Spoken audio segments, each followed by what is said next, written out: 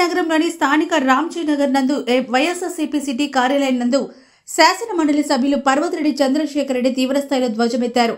ఈ సందర్భంగా ఆయన మాట్లాడుతూ పత్రికా సంపాదకులపైన అధికారులపైన ప్రభుత్వం అనుసరిస్తున్న తీరును ఆయన ఎండగట్టారు. ప్రస్తుత రోజుల్లో ఎమర్జెన్సీ రోజులతో పోలుస్తూ తీవ్రస్థాయిలో మండిపడ్డారు. గత 50 సంవత్సరాల కాలంలో ఎటువంటి ప్రభుత్వాన్ని ప్రజలు చూడలేదని పలు అంశాలపై విశదీకరించి వివరించారు. ఈ విధంగా ఉన్నటువంటి ఈ గ్రూపులన్నిటినీ కూడా వారందరినీ కూడా ఏరివేయాలా అన్న ఆలోచనతో ఈరోజు ఆపరేషన్ సింధూర్ని తీసుకొని వచ్చి భారతదేశం గర్వపడేలా, ప్రపంచంలో భారతదేశం యొక్క కీర్తి రెపరెపలాడేలా ఈరోజు ఆపరేషన్ సింధూర్ని ప్రతి భారతీయుడు గర్వపడే విధంగా ఈరోజు ఆ కార్యక్రమం జరుగుతూ ఉన్నప్పుడు ప్రతి రాష్ట్రంలో ఉన్నటువంటి అక్కడ ఉన్నటువంటి అడ్మినిస్ట్రేటివ్ పవర్స్ కానీ, అదేవిధంగా అక్కడ ఉన్నటువంటి పోలీసు కానీ డిపార్ట్మెంట్స్ అన్నింటినీ కూడా మన సెంట్రల్ గవర్నమెంట్కి కానీ మన సైనికులకు కానీ వారందరికీ కూడా అండగా నిలబడి ఎక్కడైతే ఈ ఆపరేషన్ సింధూర్ జరుగుతుందో దానికి సంబంధించినటువంటి రిఫ్లెక్షన్స్ ఎక్కడా కూడా ఇబ్బందులు కలగకుండా అందరూ కూడా అలర్ట్గా ఉండాల్సినటువంటి సందర్భం. ఈ పరిస్థితుల్లో ఆ ఆపరేషన్ సింధూర్కి అండగా నిలబడాల్సినటువంటి పరిస్థితుల్లో ఈ రోజును కూడా మనము ఈ బ్లాక్ డేస్ని గుర్తింపజేసేలాగా నాయకుల మీద కేసు పెట్టడంతో పాటు పత్రికా విలేకరులు, పత్రికా సంపాదకుల మీద కూడా కేసులు పెట్టడం ఈ రోజు మన నెల్లూరు జిల్లాలో కానీ అన్ని దగ్గరలో కూడా జరుగుతూ ఉన్నాయి. ఎక్కడ పడితే అక్కడ పత్రికా విలేకరుల మీద కానీ వీరందరి మీద కూడా కేసులు పెట్టే పరిస్థితి చూస్తూ ఉన్నాం. సో ఇది చాలా దురదృష్టకరమైనటువంటి రోజులు ఇవన్నీ కూడా.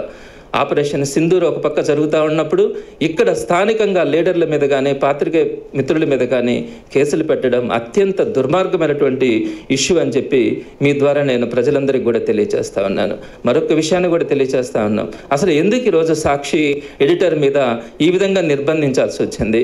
సాక్షి సంబంధించినటువంటి వాళ్ళ ఇళ్ల మీద దాడులు చేసి ఈరోజు సెర్చ్ చేయడం ఎందుకు జరుగుతూ ఉంది అంటే, నిన్నటి రోజున మనం చూసాం తల దించుకునే పరిస్థితుల్లో ప్రభుత్వానికి వచ్చినాయి. కేవలం ₹2.49 లెక్కన మనం వైఎస్ఆర్సీపీ ప్రభుత్వం ఉన్నప్పుడు పవర్ని మనం పర్చేజ్ చేస్తూ ఉంటే ఆ రోజున వీళ్ళేం చెప్పినారు? టీడీపీ అప్పుడున్నప్పుడు ₹1.99కే కొనే పరిస్థితులు ఉన్నాయి, అలాంటిది ₹2.49 కొనాల్సిన అవసరం ఏంటి అని చెప్పి ఆ రోజు వైఎస్ఆర్సీపీ పార్టీని నిందించడం కూడా జరిగింది. అయితే వీళ్ళు అధికారంలోకి వచ్చిన తర్వాత ఈ నెల 2వ తారీఖున తీసుకున్నటువంటి యాక్సెస్ వాళ్ళతో తీసుకున్నటువంటి ఒప్పందం ద్వారా ₹4.60 లెక్కన, అంటే ₹2.49 నుంచి ఏకంగా ₹4.60 లెక్కన పవర్ కొనుగోలు చేసినందువల్ల సుమారుగా 11,000 కోట్ల రూపాయలని ఆంధ్ర రాష్ట్ర ప్రజలు నష్టపోతా ఉన్నారు అనే విషయాన్ని సాక్షి పత్రికతో పాటు అనేక మీడియా సంస్థలన్నీ కూడా ప్రచురించడం కూడా జరిగింది. వాటన్నిటిని కూడా ప్రభుత్వం తీసుకున్నటువంటి నిర్ణయం తప్పు అని ప్రజలందరూ కూడా తెలుసుకునే పరిస్థితిని నిన్న కల్పించడం కూడా జరిగింది. అదేవిధంగా దాంతోపాటుగా అనేకమైనటువంటి కుంభకోణాలు, ఉర్సా కుంభకోణం, సుమారుగా 3,000 కోట్ల రూపాయలు కలిగినటువంటి 60 ఎకరాల పొలాన్ని కేవలం ₹50కి 3,000 కోట్ల రూపాయల పొలాల్ని చేయడం, ఇవన్నీ కూడా ఉర్సా కుంభకోణం ఒకటి.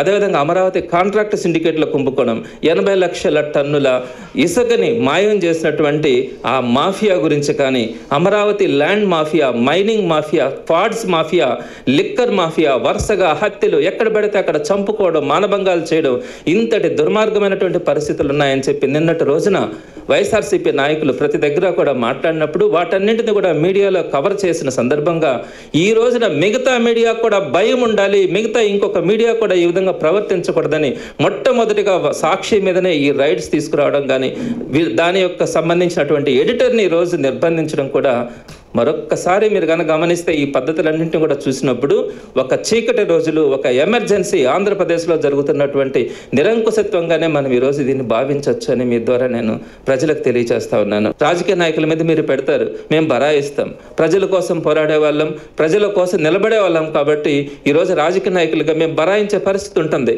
కానీ ఏం పాపం చేశారండి? ఒక ఐఏఎస్ ఆఫీసర్ల మీద కేసులు పెట్టడం ఏంటి? ఈ మద్యంకు సంబంధించి ఐఏఎస్ ఆఫీసర్లకు ఏం సంబంధం ఉంటుంది? వాళ్ళలో ప్రధానంగా జగన్మోహన్ రెడ్డి గారికి ఆ రోజు సీఎంగా ఉన్నప్పుడు సెక్రటరీగా ఉన్నటువంటి ఒక senior IAS officer Dhananjaya Reddy గారు, ఆయన మీద లిక్కర్ కేసు పెట్టినారే.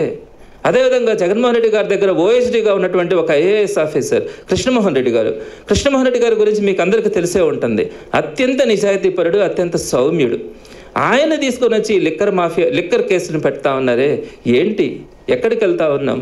ఏదైనా రాజకీయ నాయకుల మీద పెట్టడమో, వ్యాపారస్తుల మీద పెట్టడమో, అక్రమ కేసులు పెట్టినా కూడా బరాయించే పరిస్థితి ఉంటుంది. కానీ ఒక గౌరవంగా, ఒక ఉన్నతమైనటువంటి స్థాయిలో ఐఏఎస్ ఐపీఎస్లుగా ఉన్నటువంటి ఐఏఎస్ ధనంజయ రెడ్డి గారు కానీ, అలానే కృష్ణమోహన్ రెడ్డి ఐఏఎస్ గారి మీద కానీ మీరు అక్రమ కేసులు వాళ్ళ మీద కూడా పెట్టి మీరు అరెస్ట్ చేయాలంటే జగన్మోహన్ రెడ్డి గారిని ఇంకా మాట్లాడకూడదు. జగన్మోహన్ రెడ్డి గారు మాట్లాడే పరిస్థితి లేకపోతే వైఎస్ఆర్సీపీ నాయకుల్లో ఏ ఒక్కరు కూడా ధైర్యం చేయలేరన్న ఆలోచనతో మీరు చేస్తున్నటువంటి తీరు సిగ్గుపడాల్సి వస్తూ ఉంది అని చెప్తా ఉన్నాను.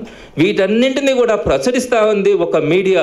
ఆ మీడియా గొంతు నొక్కాలంటే ప్రధానంగా మొట్టమొదటిగా సాక్షిని మనం నిర్బంధంలోకి తీసుకోవాలని సాక్షి ఎడిటర్ మీద కూడా ఈరోజు మీరు నిర్బంధించి వాళ్ళ మీద సెర్చ్ చేసినారంటే ఏం మాట్లాడాలి? ప్రజల తరపున ఎవరు మాట్లాడగలిగే పరిస్థితి రాబోయే రోజుల్లో ఉంటుంది.